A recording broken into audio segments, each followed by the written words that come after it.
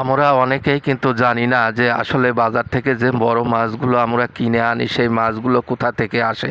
এই মাছগুলো কিন্তু এই ছোট ছোট পুকুরে কিন্তু এই ছোট মাছগুলো বড় করে তারপরে কিন্তু বাজারে তোলা হয়, সেখান থেকে কিন্তু আমরা কিনে খেতে পারি।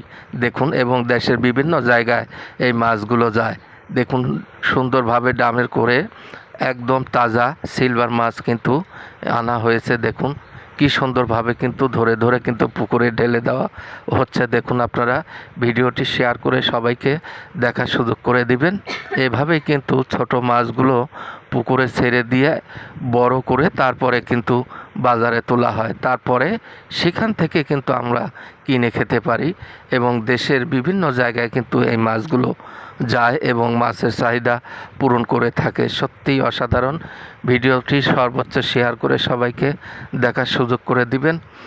দেশের কিন্তু বিভিন্ন জায়গায় বন্যার যে অবস্থা, আসলে আমাদের পাবনা জেলায় কিন্তু এখনও বন্যা নেই। দেখুন আপনারা।